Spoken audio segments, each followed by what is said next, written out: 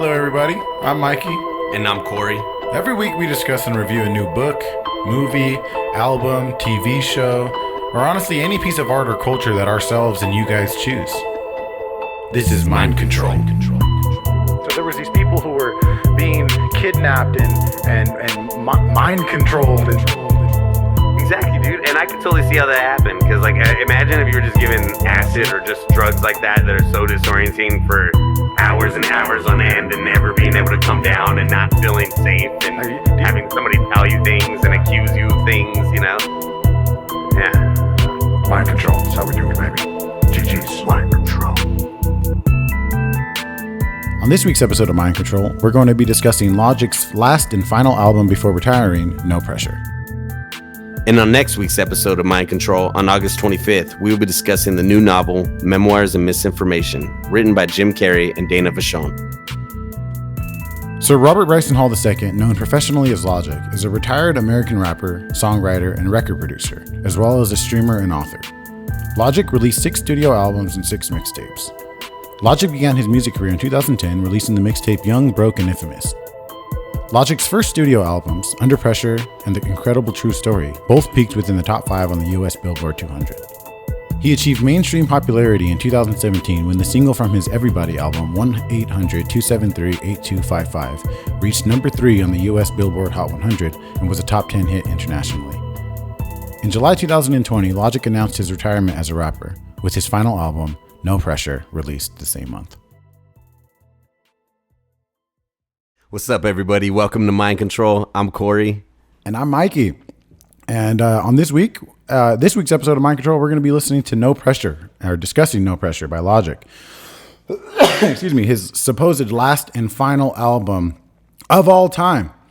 I have listened to Logic quite a bit. I would say probably his most recent few albums, though. I was never really into Logic back in the day.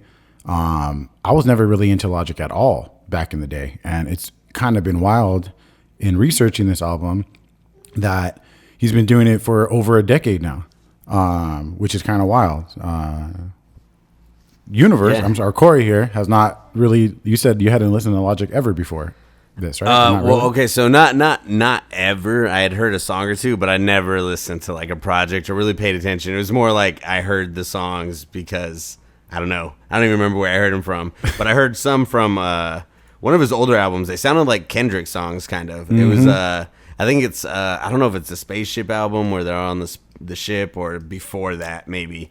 I think it's before that. The Incredible True Story? You heard that? Is that the one where they're all on the spaceship? You mean on the album cover? I don't know. Yeah. That's one thing we should say too, is that like if you're coming to this podcast to hear two Logic heads talk deep in Logic lore, this is not going to be that. So I have a lot of information that I wrote down through notes and researching and stuff that I think that is super interesting. But it's kind of interesting doing this. One, me listening to him barely, and you even less. So what did you think of the album, dude? I'm so fucking curious to know what you thought. You know, when I first heard it, it was cool. It wasn't like the first couple songs were all right, but then a couple of them were really good. You know, like either way he could rap. You know, for sure. Like right away, I was like, okay, like he's pretty good. I don't know. Some of them just didn't, I guess, hit for me the right way. I don't know, but then some of them were super dope. Mm-hmm. Like that Perfect song is really cool. I like the end of I have it written down. I forget what it's called, but the end of the one song where he's actually rapping like about a girl that he met like in space or some shit. It was pretty cool. It was like its whole story, you know. That's the end. Is it the end of Soul Food? That's the end of Soul Food 2. When he's talking about Thomas and Kai, and he says, "I'll hit you with this here molecular gun, set to kill, never stun." Yeah. That's a fire ass track. That's actually goes into a lot of lore, that like deep Logic lore, which there is a thing, like a lot of Easter eggs and shit that he's left behind since he did the album The Incredible True Story. I think that was in 2015. And I have a lot of information on that I wanted to talk about. I've never listened to it, and I went to go listen to it while I was researching all this shit. But basically, there's 2 characters on there on that album, Thomas and Kai. And since he made that album, and I think maybe even before, there's like Easter eggs throughout album covers and throughout other albums, talking about Thomas and Kai and trying to, and continuing that story, I guess. Like a running narrative, Yeah, exactly, through all the albums. And I guess Ultra 85 was the album that was always rumored to be like the ending to that story. And okay, is that what I was wondering what the Ultra 85 was, because I heard it mentioned on a couple songs, and I was like, it must be something, Yeah, from the past or. Yeah, from my understanding, it's like basically the rumored album, the rumored ending to the Thomas and Kai story.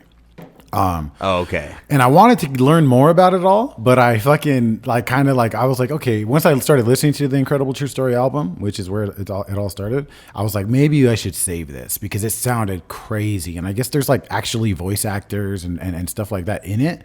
So it sounds dope. And I think I'd rather wait and maybe do it on a future episode or something like that rather than just like listening to it. Try to like just blaze through it. Exactly. It's no, I knew that there was something, because I remember when that album came out, where he was in the spaceship. I remember seeing people on Twitter like talking about it, and it sounded interesting. Like, because I like that, I like the whole idea of it being a concept and not really about him exactly, like made up characters. Yeah. So I was always interested. I just never really sat down to listen to it. But dude, some of the songs are really dope. The only thing I would say that I really just didn't like about the album is the little, I don't know, the robotic or alien girl that would talk in between about what influenced it. I thought it was a little corny. I knew you were going to say that.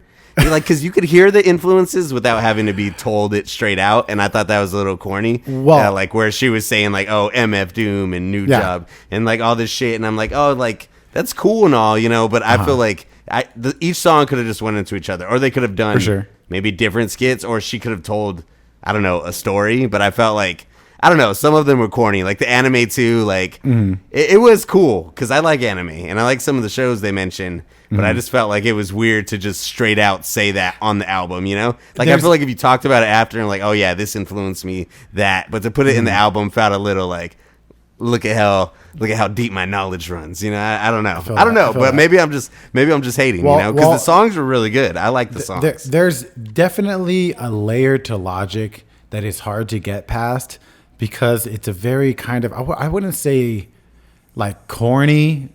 I mean, maybe slightly corny, but he's super honest about the corny and like upfront about it. And it's kind of hard to get past that layer. I get that. But also it's good to know that voice that goes through the album is throughout a lot of his albums. And it's been done. Like he does it through all of them. That same exact voice actress and everything. Okay. So it's not just this album, but I totally get what you're saying. There are some that are like, okay, like they played chess the entire making of this album. Dude, that's the worst one. That's the worst one. They played chess vigorously. Yeah, I get that. It's a little weird, but the songs were cool though. Yeah. Like some of them are super dope. Like some of them were really like I really like. And I know it has to be your favorite is Dad's Bod. Oh yeah, I have a lot of that. Right when I heard it, I was like, this is Mikey's song right here. The whole album is like that for me, bro. I get into it, but yeah, I really like. I've heard it a couple times. It's cool. Yeah, I'm not. Mm-hmm. Yeah. But the whole album is like a reflection of me as the man I am today compared to who I was before, in a sense. That's why I think it connected with me a lot because he's being this corny fucking dad bod dude. And as you can see, we're both like dad bods right now. Yeah. I got mine peeking over here trying to say hi too. Anyways, but. Yeah, so it's like they're fans, bro. Yeah, it's a trip because I was listening to the album like the last few times. I kind of like understood. I started to be like, oh, I think Corey's gonna have like a certain like opinion of it, which is kind of why I started saying like, I wish I would have showed you a different Logic. I would have introduced you to Logic with a different album because it's kind of like it's like if you listen to goddamn. Revival or Kamikaze for the first time, you're not going to like him. You're not going to be an Eminem fan. Like if you listen to never heard Slim Shady LP or Marshall Mathers LP. But either way, let's get into the album. I'm definitely super interested to see which tracks ended up being like the ones that you liked. I know you said you like Perfect. That one is. We'll get into that one. I love that. I love that one too. But we'll just start with the No Pressure intro. I'll play a few seconds of it. Oh, there's just the intro of the girl saying welcome. So one thing I want to mention about the whole album is that the beats are a fucking vibe, dude. They're just so smooth and spacey. I really really love the beats and just the overall sound of most of the album being like just such a smooth, almost like a kick push type of vibe, almost like an Eminem Infinite type of vibe. Like almost the whole album sounds like that to me. I loved the intro. I love the use of Orson Welles as well, and I have a lot more information about him. Did you know about Orson Welles before you heard this? I don't know much about him. I know who he is and a little bit about him, I guess. But I like that too. Like I like the intro a lot. Like I like how it opens up, you know. Yeah. And I like the Metal Gear too. He says something about Metal Gear, and it's a snake from. I don't know if you ever played Metal Gear Gear Solid. Oh yeah. Like, see, I like when he uses the samples like that. I just don't like when the girl comes right out and says it. It seems weird to me, you know. Like I think that's cool how it's like integrated in. Like it's a cool intro, and then he raps on that too, right at the end. Oh yeah. Mm-hmm. Yeah, that shit's no, it's pretty dope. I like that one. Yeah, it's not a bad opening, you know. Yeah, for sure. The Metal Gear Solid shout out was definitely dope. It was actually the original voice actor too. It was what? I said it was actually the original voice actor who did Snake. That was actually him who did it too. He came. Really? He's actually really That's active. Pretty cool. After researching, he's actually really active in like trying to get them to do a movie, and he's like really, he's like one of those guys who like don't shy away from, you know, how like if you get known as one character, some people like want to rebel from it. He's like really but he's not. Yeah. Oh hell yeah, dude! Snake's a dope character. I would be too. I remember that, dude. That was one of the first games I beat the whole game. That was dude. Metal Gear Solid 3 Snake Eater changed my life. Damn, I don't. That was the one where. That was the one where that was like one of the first ones you go in the jungle and like you had to like eat and like to keep your health up, and you could like kill snakes and like cook them. It was very like interactive for the time, you know. Mm-hmm. Yeah, you know, like other games have done that now too, where you could eat and shit and like kill animals and like and like you had to find your own resources in the forest. Like it was pretty cool. It was a good one. It was for PlayStation 2, I think. Okay. Yeah, I think it was 2. Yeah. But no pressure intro. It was cool. I liked it. Not a bad way to open it. Not at all. I got a bar here. Call it static. My headphones on. It's Illmatic. On my Rosa Parks in the back, writing like B Rabbit. How I carry it, murder the beat, and then I'ma bury it. Producing tracks for the underground like Harriet. Yeah, no, he does have some bars. He's got hella bars. Sometimes they go over my head. Like I'm trying. I reading the lyrics. I was like, wait, what? There's some bars on here that fucking. I'm telling you, there's one. What track was it on? We'll get to it. I wrote it down. But holy shit, there's some bars on this album, dude. No, dude, he does. That's what I'm saying. Like, it wasn't my favorite album, but I can't deny that he can rap. You know, he's obviously skilled. It's just not really like. Some of the songs were though. Some of the songs were my shit, you know. But like the whole thing wasn't. Like if we're going on to the second song, like the second song took time to grow on me. Like I like it a little bit now, but the first time, I'm not gonna lie, I didn't like it. What, hit my line? Yeah. I didn't like it too much. You know, it sounded. I don't know. Like that's the one where he says, "I got the Glock in the." I have that line right here actually. No, I guess I don't. I thought I did. No, I don't. I like it now though. I actually like the hook a lot now, but the first time I didn't like it. But you know that's the Tyler the Creator, the Igor's theme. That's the sample. I did know that. Yeah, I read that. Yeah. I read that part. Yeah, for sure. Yeah, I like. It sounds like it. You could tell. Go ahead. No, I was saying it sounds like it. You could hear it in the beat. You know. Yeah. Mm-hmm. Yeah. Yeah. Hell yeah. I hit my line is definitely one of those that were like. I don't know how to. I get what you're saying. Like the first listen wasn't the best or whatever, but once you listen to it more, and I really started to like the hook. I like the idea of talking to God and asking. It's almost like a prayer in a sense. Yeah, I really like the. You know that ain't me, dog. The universe don't pray to God. What? That don't make no sense. I really hear. I love the beat. It was very spacey and futuristic sounding. I love the idea of the message sample and the message. I always say that all the time. So I really liked how it's like hit my line and he's talking to God about it. And then the little message part really went with it well. I do like like I said, the more I listen to it, I do like the hook a lot. Like that's my favorite part of the song. It's not a bad song. It just wasn't my shit, you know. I feel you. I totally feel all that. Don't even trip. I got a bar here. Evil politicians, people on Twitter bitching, hashtagging, but in real life they never pitching. Been addicted to money, been addicted to fame, addicted to arenas and people screaming my name. But it's time to let go. It's time to make a change. So can you hit my line? I know you hear this rhyme, but come to think of it, you probably hear this all the time. They're very like that's one of the things that I actually liked about the album, and is on some songs he's just fucking. It's almost like how we write, like or how I've written. I guess I could say in the past. It's just like you're just fucking flowing. You're not really caring about sounding like using good words, wordplay, and all this other shit. And there is a lot of wordplay there, but really it just sounds like he's just like writing whatever the fuck he wants. And I really like that about this album. This album was written over the course of 1 week and mainly created in just 4 studio sessions between Logic and No ID, but perfected over the course of the year that followed. I wrote that. I quoted that. That was one of the things that the girl said. Little samples. See, that one is okay. Like I could deal with that sample. Yeah. I think that's cool. That's interesting. And that's, the other things, yeah. I don't know how, to me, when I heard that, I was like, wait, what? Like that's pretty crazy. Yeah. That sounds crazy that you wrote the entire album. The album was written over the course of 1 week. So none of the lyrics changed, but I know that he said that one of the lyrics changed in one of the songs. I heard on one of his streams that he talked about, who gives a fuck about a leak if you got the well? So he's talking about his album leaked, and then he, I guess, changed the bar or like wrote that line or something after the leak happened. So if the album wasn't written over the course of 1 week because he said it wasn't. So that just kind of made me think of how serious that was. I'm sure it was mostly serious, but maybe he did have a completely different album and maybe he's talking about a leak from before. Yeah, and then maybe he redid the album, Maybe that's true. I don't know.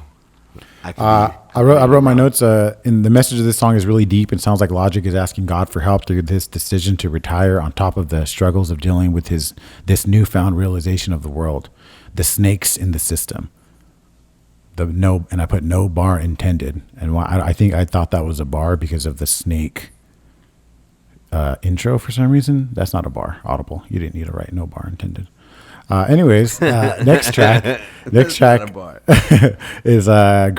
GP4, which actually stands for Growing Pains 4. Let me play a few seconds. Oh, that even just fucking 4 seconds of that is fire, dude. Holy shit. Okay, I didn't know it stood for Growing Pains 4. I do like this song. I think this song's super. The beat, the way he raps over it, it's really good. I like that line too that he wrote. Let me see, where is it?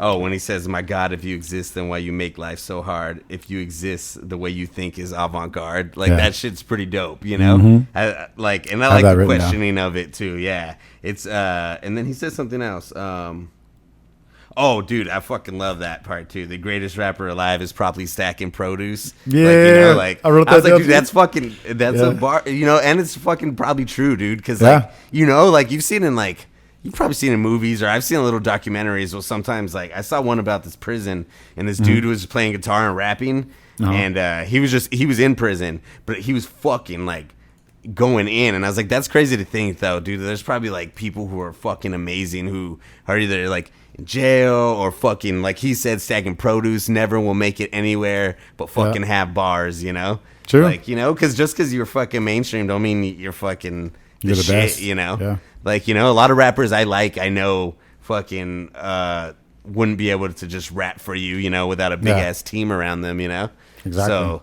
I really like that line. I do like this song though a lot. This is one of the first songs where I was like, oh shit, okay, this is pretty cool, Mm-hmm. Hell yeah. Yeah. That's one of the first. This is one of the first tracks that I really started to vibe with. The second I heard the song, I thought of Outkast.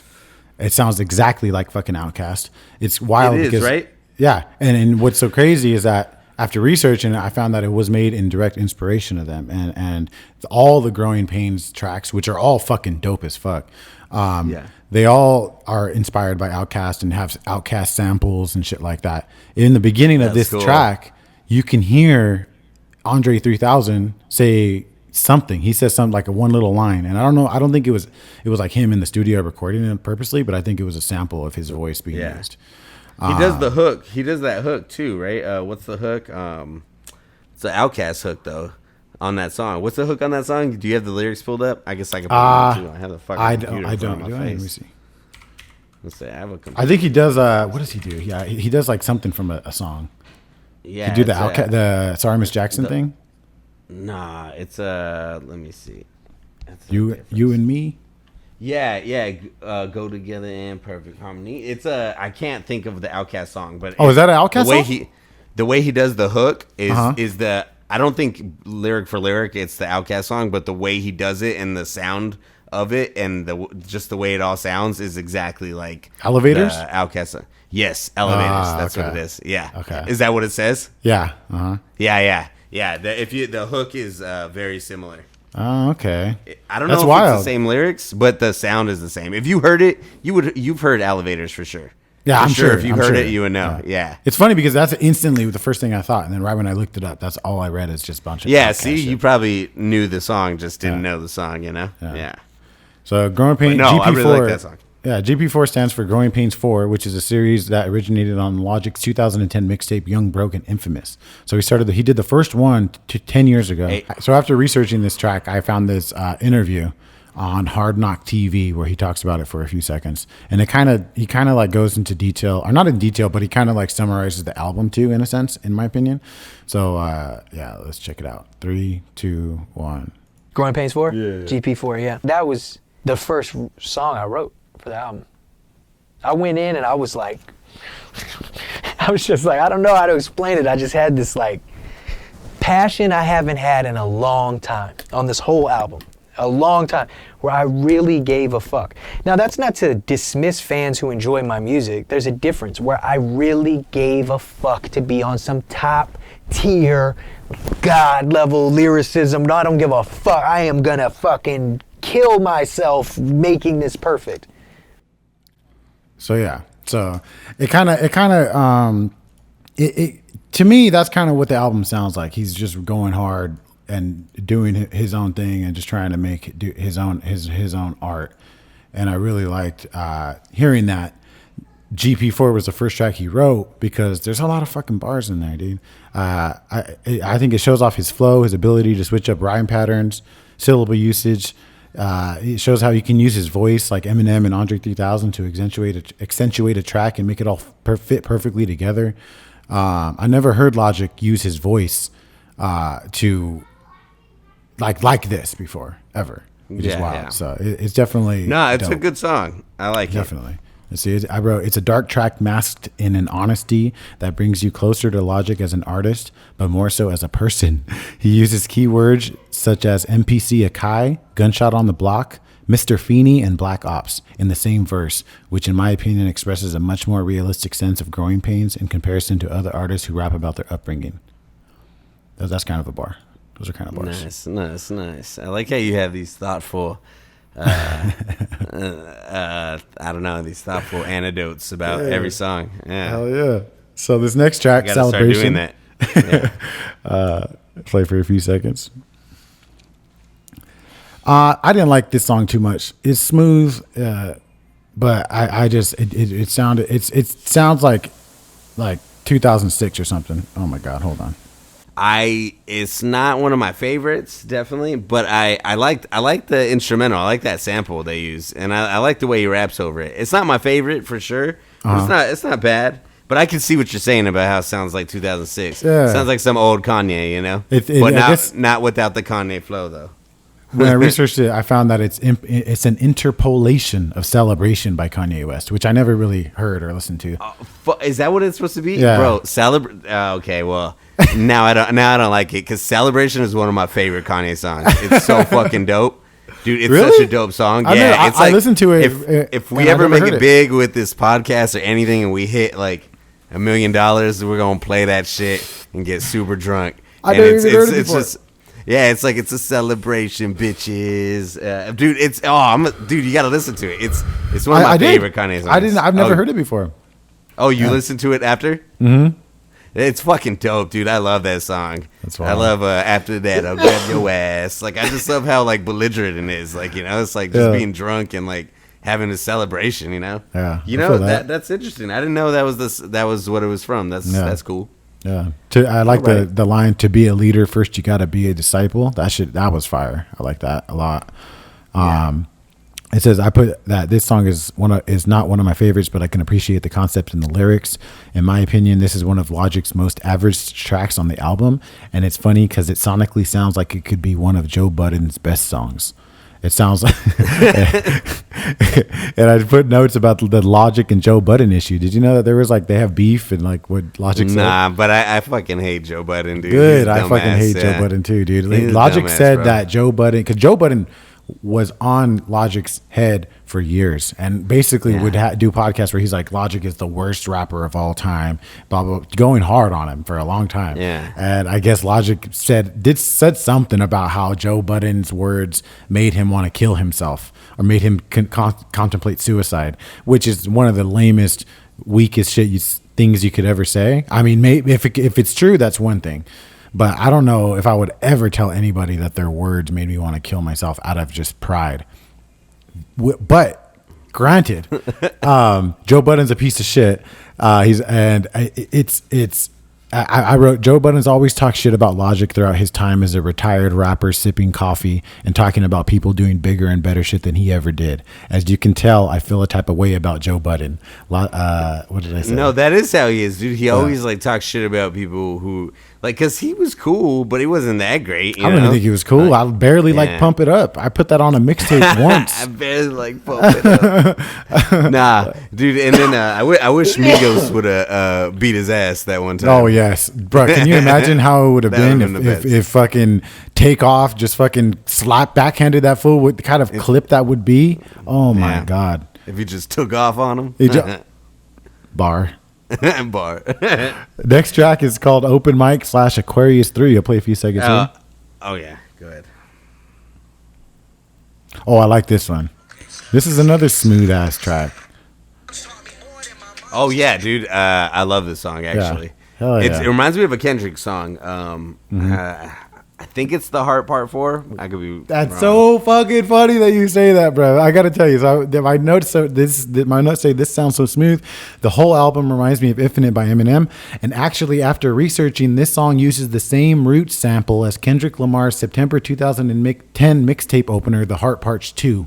The Heart Part 2, which makes so much sense. It's the exact same sample. If you listen to both songs, it's the same like. Okay, it is, yeah. Because and then there's the Heart Part 4 that is also by Kendrick that must probably is the same thing. This sample is the Heart Part 2, which in the beginning of the Heart Part 2, you know, he's like, "What keeps you alive? A pack of cigarettes or whatever the fuck else." He says. Yeah, that's that track. Yeah. Shit, yeah. That's dope. Okay, I knew it sounded like that, dude. I knew it. I didn't look it up, but like I remember thinking like this sounds like that Kendrick song. Dope. Respect for calling that, because I didn't notice. It sounds like Infinite to me, and it reminded me of something like Kendrick. But the fact that you even said the Heart, that's what's up. I fucking love Kendrick. That's the first thing, because he does have similarities. Like the old songs I heard off of whatever album it was, I can't remember. Those songs sounded like Kendrick, and I know I had heard that he's like super influenced by Kendrick. Which, I mean, fucking who wouldn't be that fool? You know, you could hear in this album. You could hear on that song "Perfect." That song "Perfect" you mentioned, it just sounds exactly like Kendrick. We'll talk about it. It sounds almost like Good Kid, Mad City. Yeah. What's it called? The song fucking "My Dick Get Big as the Eiffel Tower." Shit. I can't think of it. Backstreet Freestyle. That's what it is. I wanted to say Blackstreet Boys. I don't know why. Backstreet Boys. Fucking, I have these bars right here. Rip out my soul from the depths of my flesh from my blood I caress. Right on the page so it's fresh. I take my time but express. A lot on my mind, but I guess it's just in my genes like a Glock 17, like a genetic scene. Fucking bars, bruh. I fucking really like this track. This is like one of the ones that really like was like, oh, this is good. This album's on a different level. I do like this really song. Fucked with this one. I like the open mic thing he has in the beginning too that leads into the song. It's kind of cool, you know. Has that vibe. Fuck yeah. I like that line too. Bitch, I'm back. Bitch, I'm back like the muscles surrounding my vertebrae. Like that shit's dope. You know, that's a bar right there. You know, I was like, that shit's dope. Yeah. Oh yeah. I don't know if I'm just destroying the bars by saying them like I am, but I'm gonna keep going. I have more that I wrote down. Go. If it ain't about my happiness, then I could give a fuck less. I remember window shopping. Now I'm shopping for windows for my baby new room. Bobby coming soon.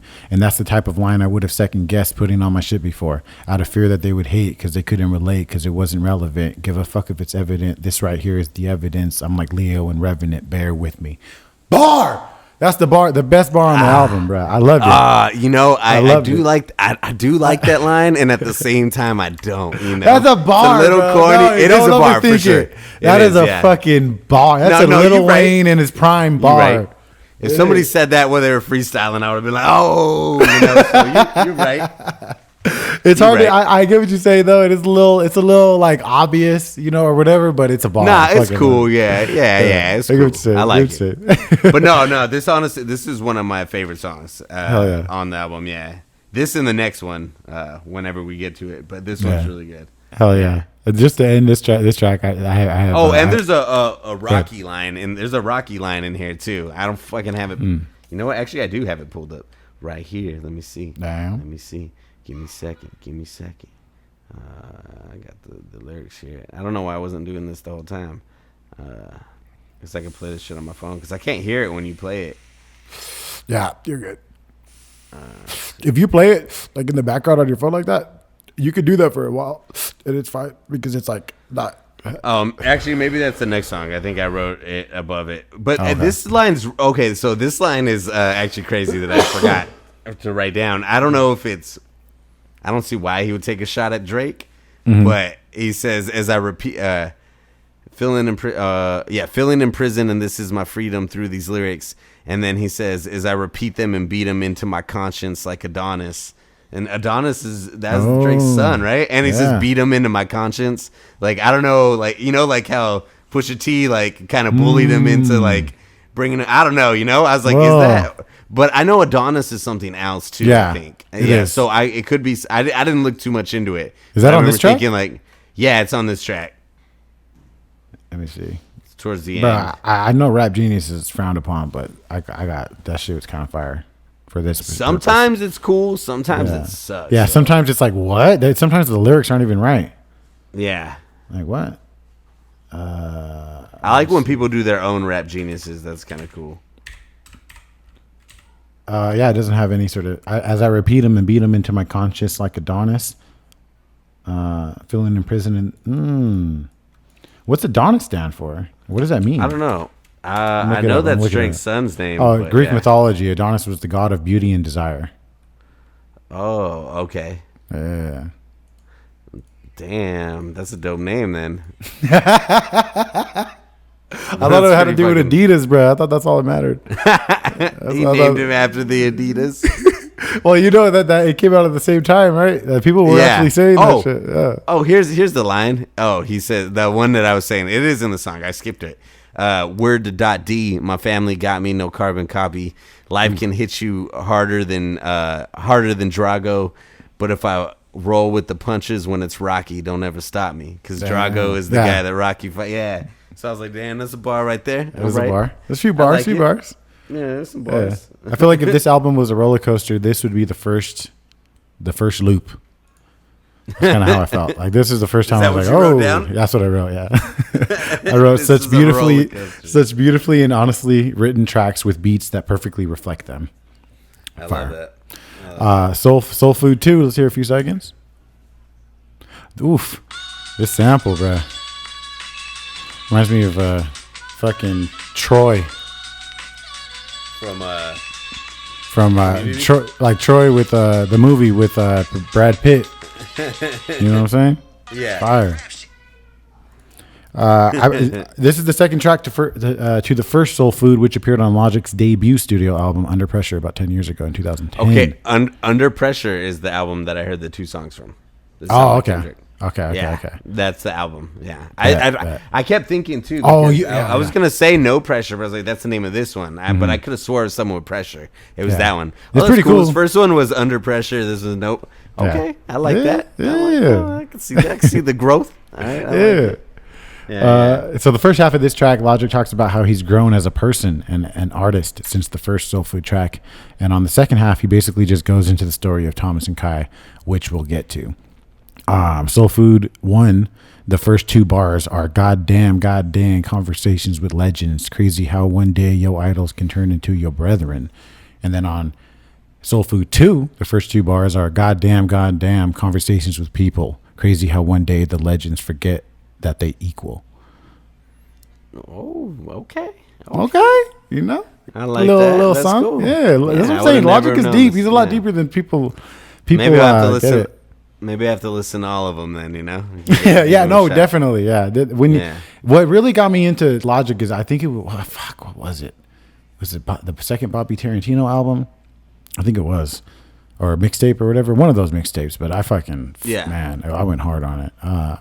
I like how he makes weird syllable switches work super well. It reminds me of you and your this track reminds me of Un1verse, the rapper, a lot. Oh shit! Yeah, tell you that. You gonna make me blush. I like this is one of my favorite songs on here. Hell yeah! I like the flanger gator effect that's at 236, which I think I could play real quick. I'm gonna go to 236. Yeah. So I'm with you. Yeah, that shit is tight.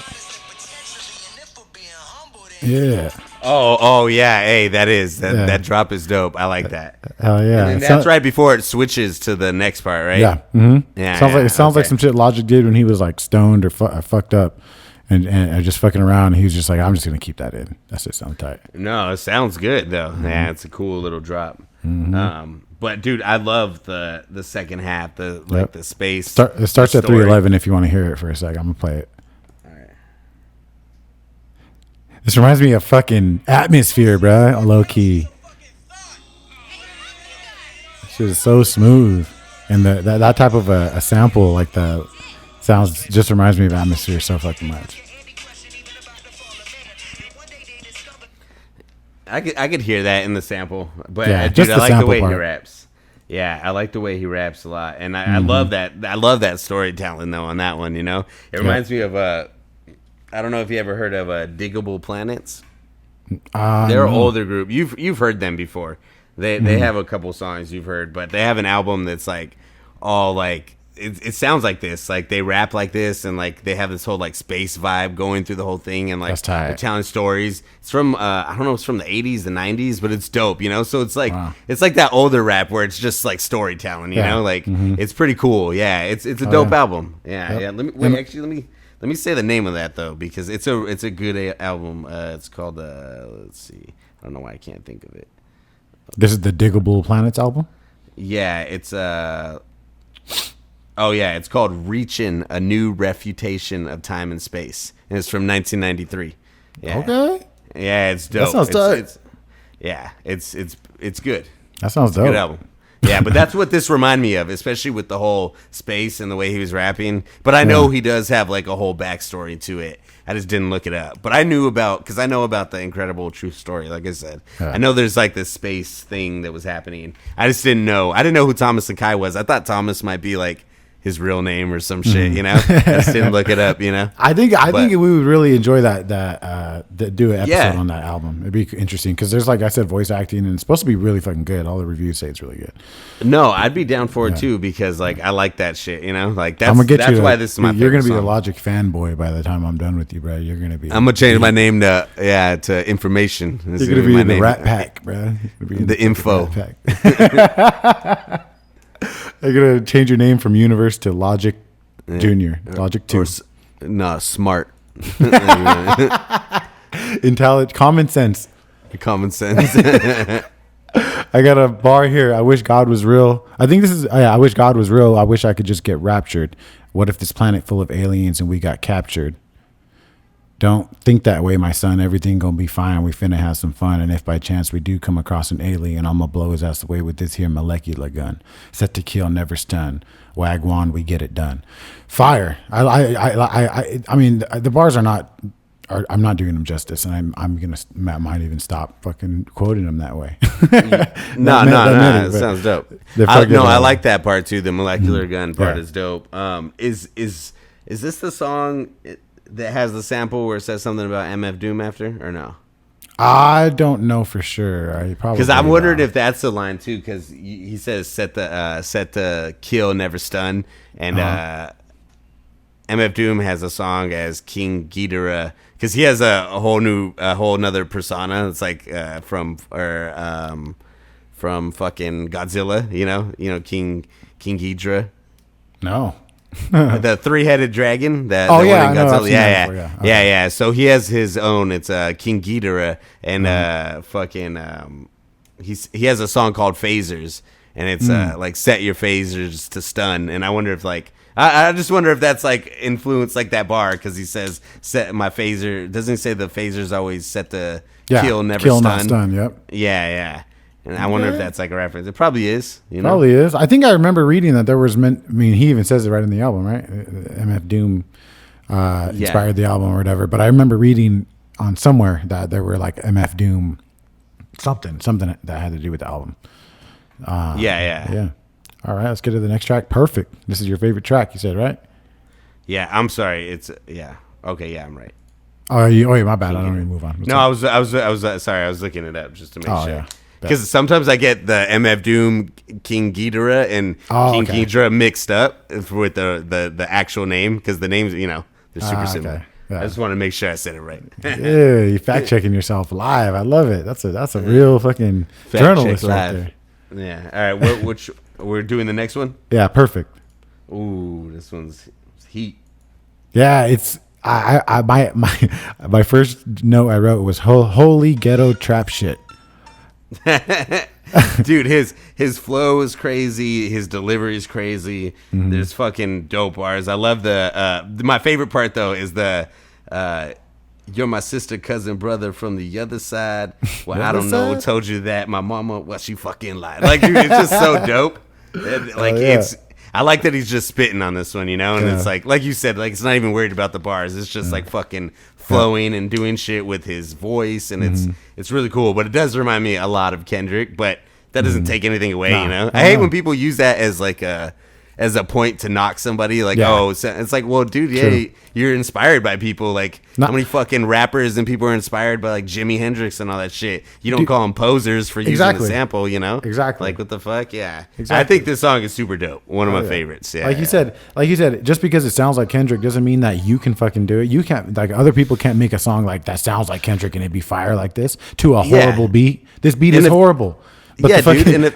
But it's a dope ass track. I wrote the notes. I always wanted to make a dope ass track to a horrible beat, and Logic did that perfectly here. Dude, I like the beat the way it hits. Like it's cool. It's a fruity. But you're right beat, though. But if I heard it without his vocals, I probably would be like, Dude, yeah, it's literally Fruity Loop default samples. It sounds like, but it fucking works. I'm not taking anything away from it. A lot of those fucking trap songs are like that, but it doesn't matter because it's all about the flow and the way that they ride the beat. It's fucking fire, bro. Fucking fire. I hate that people talk shit too, like, because I did see that on Twitter. We were talking shit. Well, he sounds too much like Kendrick, or like he tries to. But I'm like, I could see if he was using all Kendrick's words and shit. But just because he has the same flow, I'm like, dude, you know how many fucking rappers have the same flow as other rappers? Yep. And you don't constantly hear them being knocked for it, That's true. And it's like, dude, Kendrick is a good person to be inspired by, like, like, and if you can match his like caliber of rapping, like, good for you, because that's fucking dope. Because in my opinion, Kendrick's like the fucking king, Yep. For sure. Yeah. So I think this song's super dope, But I hate when people use that as a reason not to like it, I'm like, that's stupid. Yeah. Logic said on his Twitch listening party that he did, because he went live and like released the album and like was chilling. He wrote, he said, I flex, I swag, I do all this other shit to bring a message in literally the last fucking bar. And so this is the end of the bars on the track. This shit right here, a masterpiece. I'm coming in hot like the police, shooting my shot like the police, all on the block like the police. Man, who gonna stop? Stop the police from leaving bodies in the motherfucking streets, man. perfect, fire or whatever. So first off, I love the sample, the perfect sample from Street Fighter. Perfect. I've always said that perfect. I used to say that at work all the fucking time, and nobody really got what I was saying. But I love how he used it. It really fit perfectly as basically like ad libs in this track. And it was fire. I love this fucking song. Yeah, and it's a great song.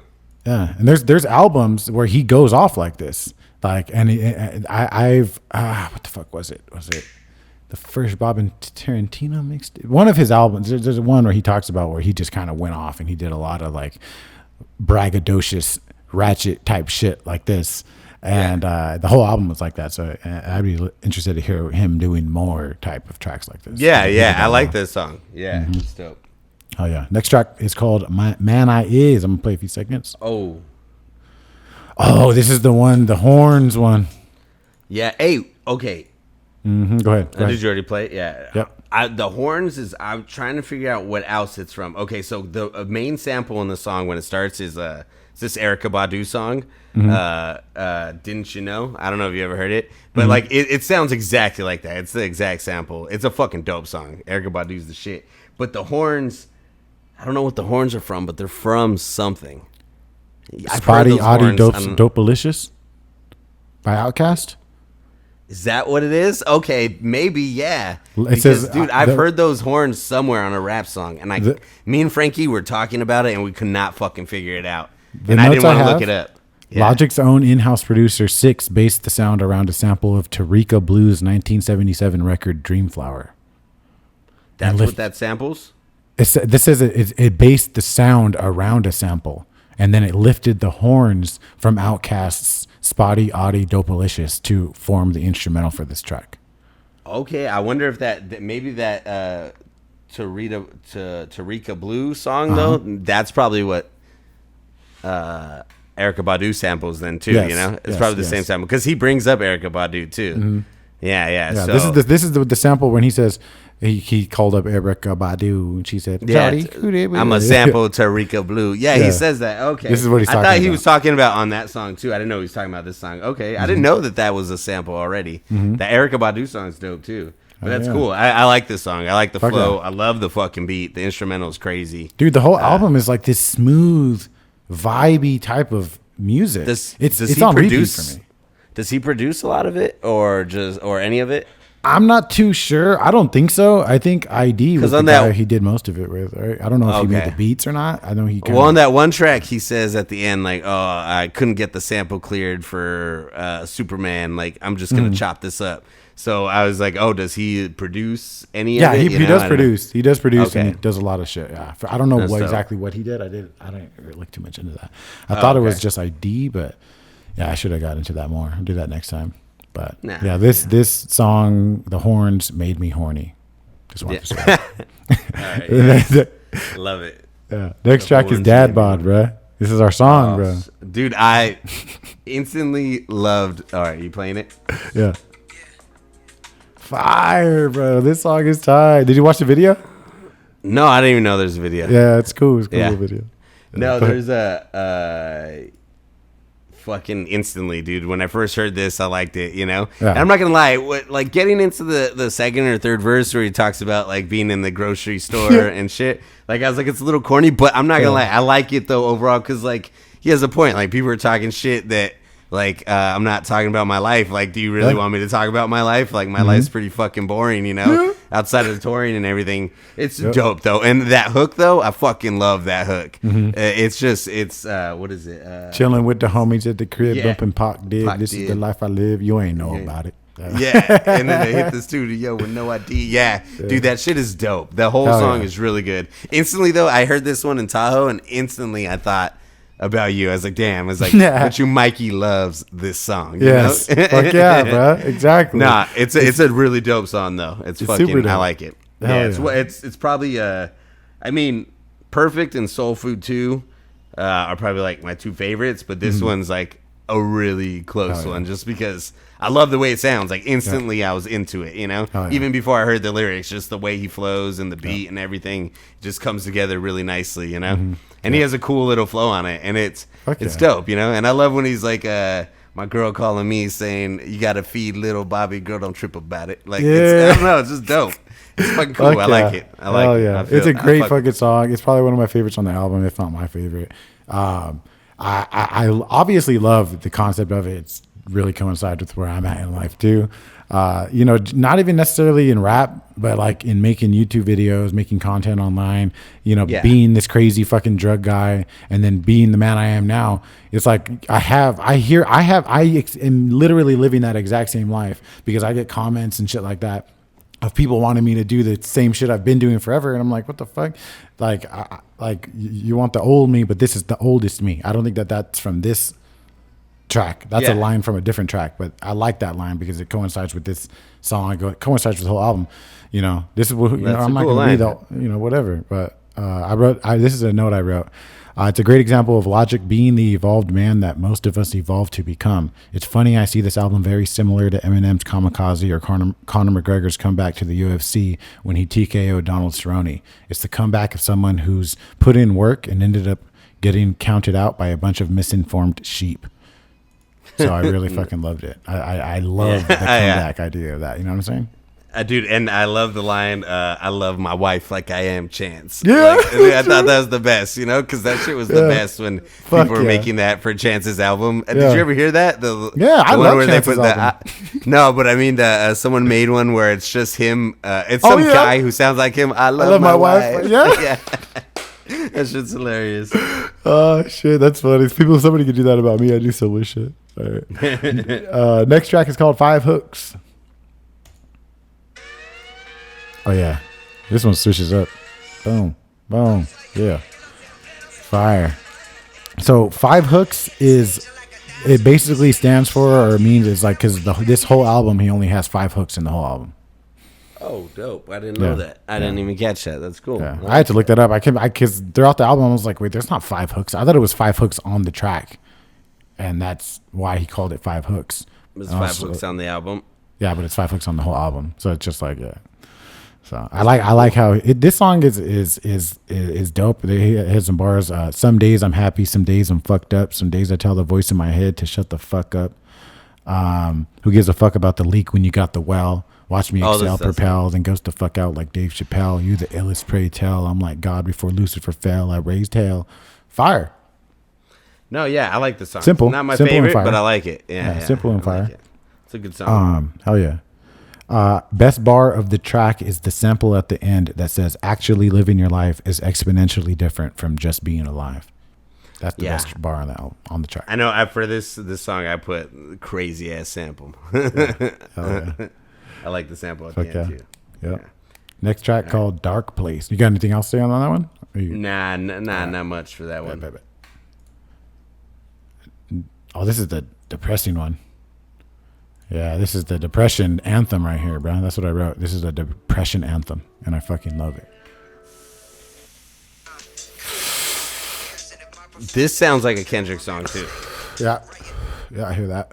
This is one of my favorites on the album. It's a dark beat, has dark, depressing bars. Depression, anxiety got a hold of me because people say they want the older me. Well, I'm 30. This the oldest me. That's the bar I was talking about.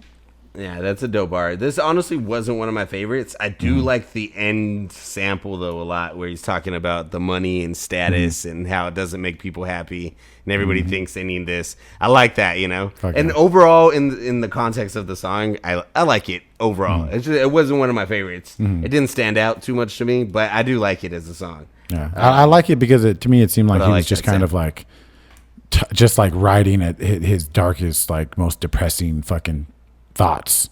And I can appreciate it. It definitely probably wasn't, I guess I would say it wasn't one of my favorites either, but this is one I could have on in the background. It'd be fire. I wrote a note.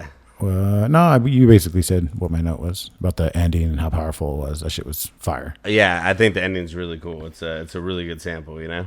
Yeah. And something I feel, honestly, something too that I feel like I've been actually like dealing with myself, you know? Like having all this, like, I don't know, like being home and shit and having like extra money and shit. Like, I don't know. I've been thinking that a lot. Like, cause I bought a lot of shit and I was like, man, like, but why? Like, why, you know?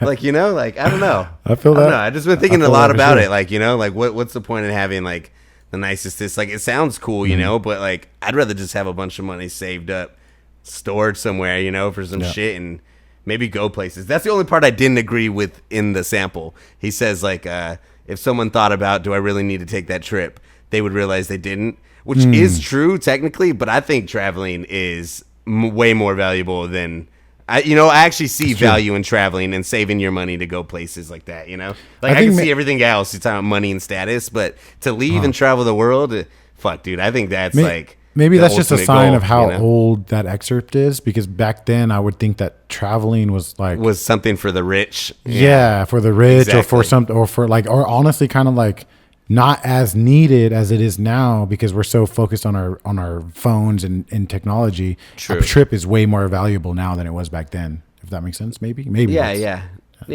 I can see that. Yeah, I mean, I could even be taking it too literally, you know. But yeah, it's a good sample either way. True. Fuck yeah. Orson Welles is fire. I got a cool little part about him at the very end and his outro. Nice. All right. The next track is A to Z. You got anything else on that one? My bad. I keep cutting. Nah. Right, that's it. A to Z. Little cute little intro with his son in the beginning. I hate it. I hate the intro. I don't got much to say about this one. I'm not gonna lie. I hate the intro so much for some reason. I mean, I love it. You know, not hating on his kid. I hate when he says, yeah. You know, I don't know. But I do like the idea of it though, and I like the way they have that sample or the dude in the back. This is A, B. Oh yeah, that's cool. Like raps but you know, also I feel like, I don't know, it wasn't one of my favorites because I know you've heard it, the Audible Angels by I have that. Yep. Yeah, you know, and like that song is really alphabetical. Like he literally does all A's, all B's. So to hear this, I was like, it's still cool, but I was like, it's not nearly as impressive as when, you know, I don't know, that's just instantly what I related it to was that song. And that shit is crazy as fuck because he literally does pretty much do all A words, all B words with very minimal other letters in between, you know? Yeah, versus for sure. This one is not just all, but I do like how he hits certain things, like, you know, like when he says mainly no ID and he gets the D cooking up in Studio D, and he, like, you know, he does get it's cool. It's a cool song. It's a fun game. This is a fun song, game we've all played as rappers. You know what I'm saying? Send me some. Huh? Oh yeah, so if you can't pull that up and we'll press play at the same time, I wanted to show this. Basically, I felt the same way. Like it's a fun game we all play. It's nothing special. I don't know if I would have thrown this on my album if it was my exactly. My it's not an album cut. Yeah. No. I like that it's like I said, it's a game. He did it well. Not amazing, and there's nothing much more to say there. I still think the original, I don't know if I was trying to look up the original person to do this in a rap song and I find no information on it. The first one I ever heard was 2Mex because your brother showed it to us. And that was fire, bro. I remember that. I was like into that so hard. And then I remember I tried to make a few and I think I made one, but I don't know. I think it kind of sucked. I don't even think I recorded it, but I wrote one. But so basically like, I don't know. Like, I just want to play a few seconds of this guy's shit because I don't know. I just thought it would be funny to play. So I'm going to play it. Play it from the beginning, right? Yeah. 3, 2, 1. Now it's time for our wrap. I feel like if this guy can do this, Let's give it Logic could have done Ready? maybe better. Begin. Artificial amateurs aren't it all amazing? Analytically, I assault, animate things. Broken barriers bounded by the bomb beat. Buildings are broken, basically unbound. Okay. All right. I just found that. I thought it was like it sounded way more corny when I first heard it. But yeah, so like this is just an example of how easy it is to make this type of track and why that song, that concept is fucking old and not too. Yeah. But that shit's pretty dope. Actually, that song we were just listening to, I like. Yeah. It. I think I like it better than A to Z. Yeah, maybe that's what I'm saying. Like if this guy, could do something, whatever. Yeah, no, it's definitely a song I wouldn't put on there. I do like though that I got enough M's in the bank to make ends meet. Oh, that's tight. I think that's a dope line. Yeah. Can you go to the track and go to 255? To the actual Logic track on A to Z, yeah. This is the note I have. The little recordings of him rapping at a young age were actually kind of like a cool interlude. And I thought as much as they show growth. They show how he was just like most new rappers who just like imitate styles and have fun with it. Like, for example, you can tell he's doing like a really hard Biggie flow at 255. I'm gonna play it real quick. Smoking weed and gazebo, incognito. Yeah, it's obvious he's doing Biggie, but I thought that's cool. You know, I know, dude. I love that attracting more mics than Magneto, dude. I honestly, those little two things at the end, I think are super dope. Oh, yeah. You know, like I would be interested to hear more like old shit like that. You know, Yeah. Like Oh, I think those are kind of cool. You gotta, dude. The earlier mixtapes, like I've heard little cuts from them, like little cuts. I don't know what I'm talking about. I've heard songs from those mixtapes, and they're tight. There's fucking fire ass tracks on there, dude, for sure. But yeah, so next track is called "Heard 'Em Say." I'm gonna play it 3 seconds. Oh, today. Yeah, that's I love the sample. Uh-huh.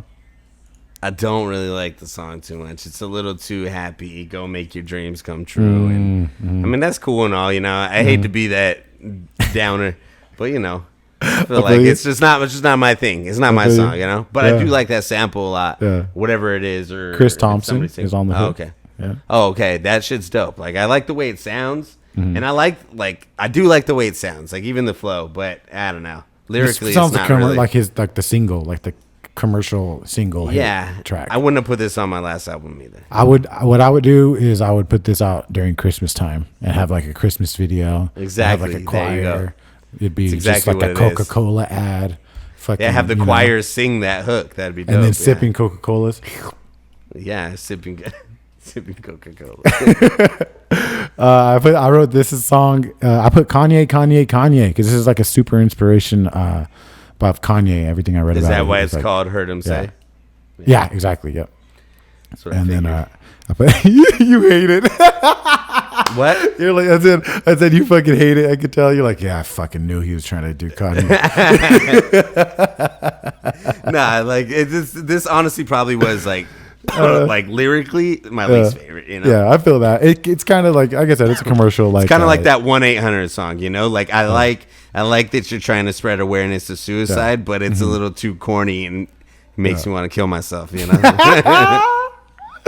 Oh shit! I don't have any bars from this one because low key there weren't any. He's really just outright telling a story, and actually he says that in the hook. So I do have a bar. Saying I ain't good enough. They say I ain't good enough. Even if I sign a Yeezy, I wouldn't be good enough. So that's kind of a bar, you know. Saying I ain't good enough. Yeah. Sign a Yeezy wouldn't be good enough. Killing myself to make a killing. Fuck the bullshit. I'm gonna just write what I'm feeling. I like that. I like that as an honest track. It's definitely. I love the fucking production. I love this how it sounds sonically. I love the sample. I think it's a great track.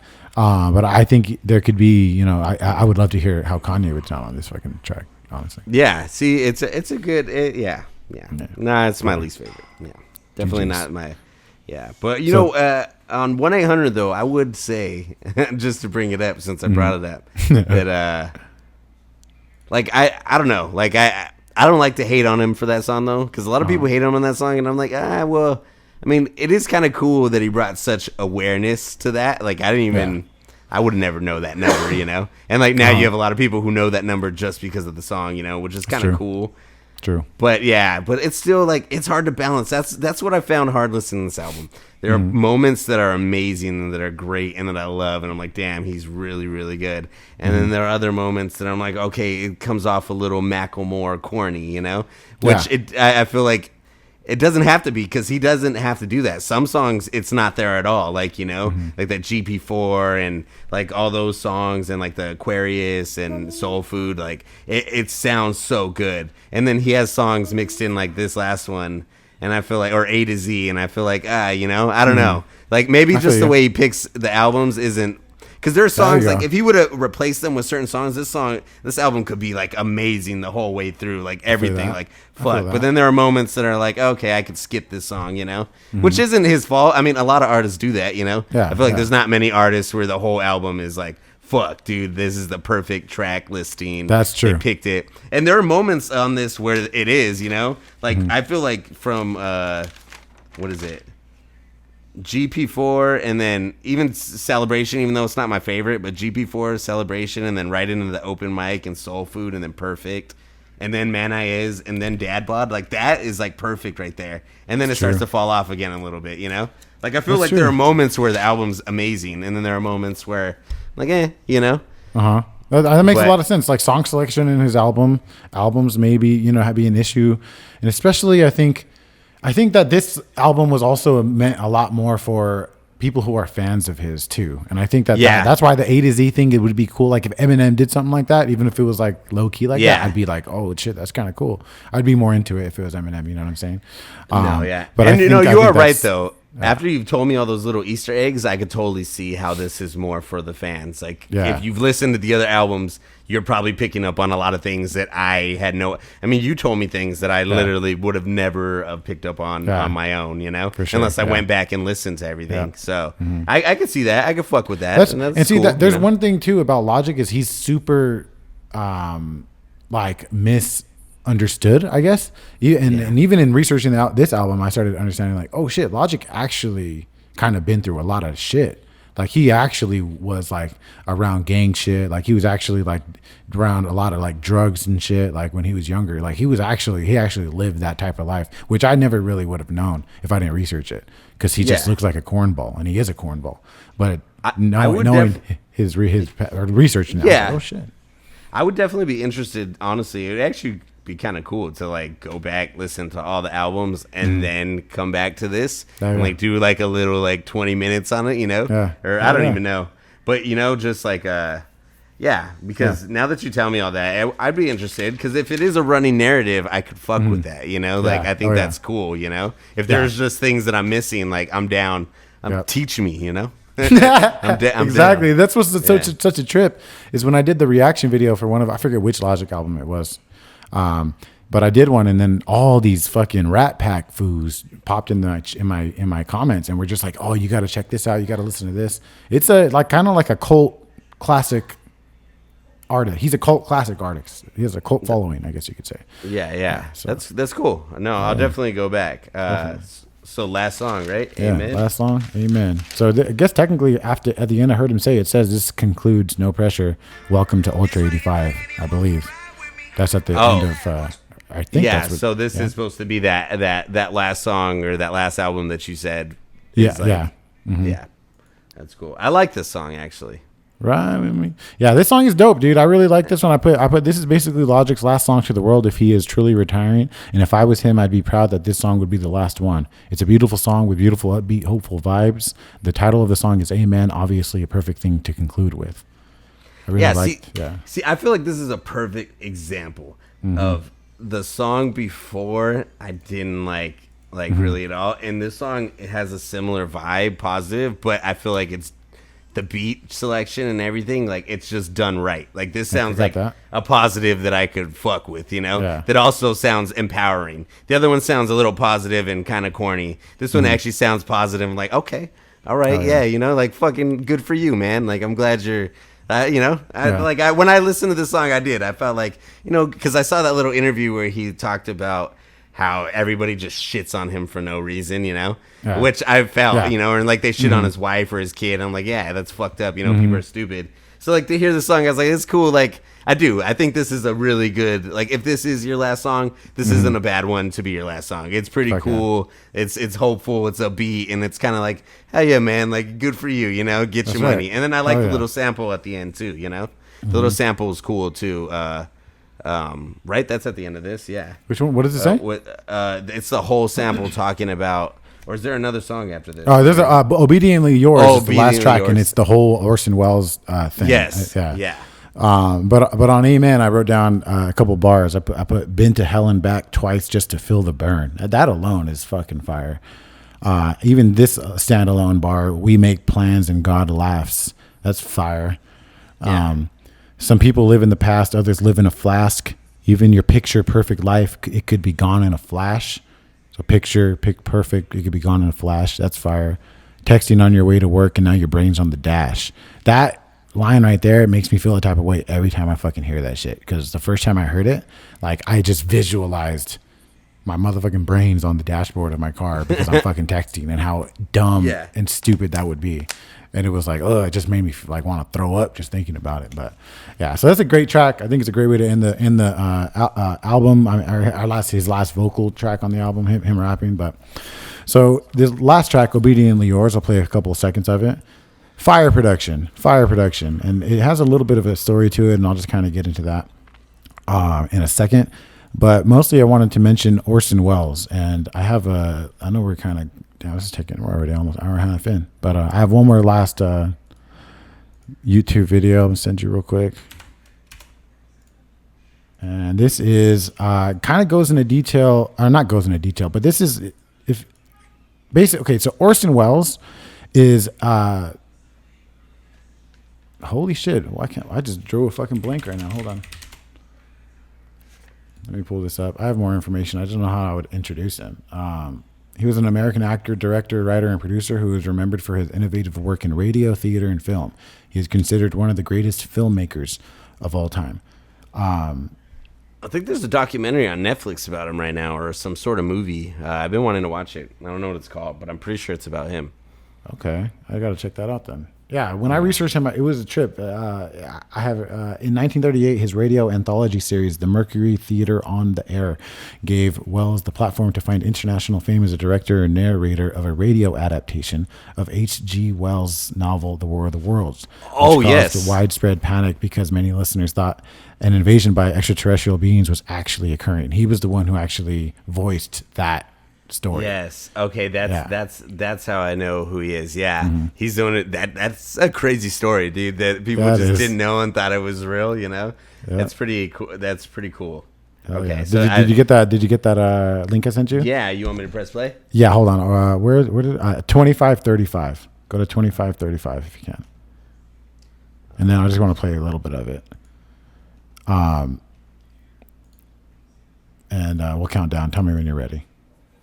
This is an excerpt from the actual broadcast, which caused mass hysteria. And to kind of go into a little bit more detail on that, for people who don't know, there was a radio station, a big one, that played basically like an audio book of the War of the Worlds by who wrote it again? It's kind of confusing because they have similar names. H.G. Wells, right? H.G. Wells, yeah, wrote it. Yeah. And Orson Welles, the guy whose voice is throughout the album, voiced the audiobook or whatever of War of the Worlds. A radio station played it, and back then it wasn't like very common that they would play like, you know, audiobook or broadcast or whatever it was, and people were listening and thought it was actually happening. And if you listen to this little excerpt, you'll see how crazy it might have been back in 1938 when you might have heard this and how much it might have caused panic. So are you ready? 3, 2, 1. Ladies and gentlemen, I have a grave announcement to make. Incredible as it may seem, both the observations of science and the evidence of our eyes lead to the inescapable assumption that those strange beings who landed in the Jersey farmlands tonight are the vanguard of an invading army from the planet Mars. The battle which took place tonight at Grover Mills has ended in one of the most startling defeats ever suffered by an army in modern times. 7,000 men armed with rifles and machine guns pitted against a single fighting machine of the invaders from Mars. 120 known survivors. The rest strewn over the battle area from Grover's Mill to Plainsboro, crushed and trampled to death under the metal feet of the monster, or burned to cinders by its heat ray. The monster is now in control of the middle section of New Jersey and has effectively cut the state through its center. Communication lines are down from Pennsylvania to the Atlantic Ocean. Railroad tracks are torn and service from New York to Philadelphia discontinued, except routing some of the trains through Alabama. All right. But yeah, so it's a trip. I kind of want to listen to that whole thing and just see. I was just about to say that. I've never listened to it before. I'm probably going to listen to that whole thing from the beginning. Oh, yeah. So just to talk about that outro, I guess Orson Welles' daughter was very appreciative and thankful of how his words were used in the album. It was, they had to get her permission and everything else, and I guess she was really happy with how it came out in the album. Yeah. I wrote here, I love the narration of it all and how well it works. It's a perfect way to show the world not only have we not improved as much as we think we have, but this is talking about what Orson Welles is actually talking about.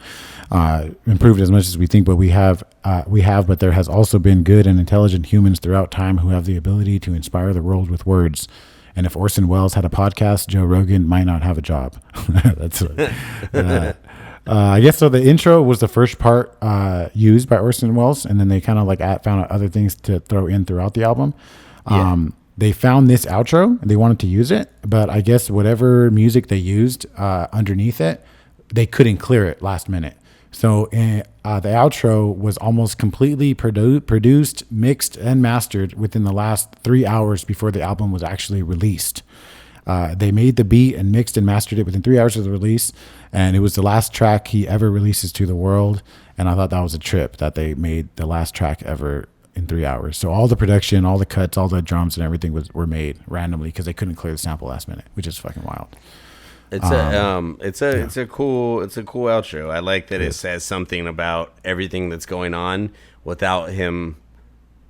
I don't know, like, he didn't, like, that wasn't what the whole album was about. Like, there were little parts, like, at the end of Perfect, but I like that he ended it with, like, that, though, like, that message. And it was cool that it wasn't him giving it out, because hearing him say that might come off as a little corny. But, with the sample and everything, I thought it came off really well, Oh, yeah. It's cool. Oh, yeah. I really can't believe we did an hour and a half on this album, dude. That's kind of a trip. All right. Well, fuck. You had a lot of notes. That's why. Yeah, that's true. Yeah, I went in. I was up till like 1 a.m. finishing them up last night. But yeah. Well, tomorrow. I guess I'll see you tomorrow. But I'll have that book, and then I'm probably just gonna read it all Monday. I want to try to just read it all at once. It's not that long. Yeah, I'm gonna try to read it twice next week at least. Everybody watching, if you guys are interested in watching or catching up with us and discussing the exact thing that we're going to get into next episode. The book is called Memoirs and Misinformation by Jim Carrey and Dana Vachon. Dana Vachon. Yes. It's an amazing book. I already I listened to it the whole way through already. It is fucking amazing. I'm super fucking excited to talk about it. I'm super excited for Corey to hear it. It's right up his alley. He's really going to love it.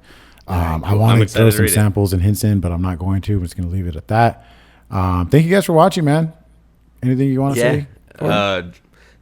Join the Discord. If you have any questions about the episode, write to us, fucking comment on the videos. Let us know if you have any suggestions, Yep. Hell yeah. Thank you guys for watching. Give the video a thumbs up. Rate the podcast 5 stars. Check out Mind Control on Apple, Spotify, YouTube, all that shit. It's on some other stuff too. So peace out, guys. You guys have a good one. Late.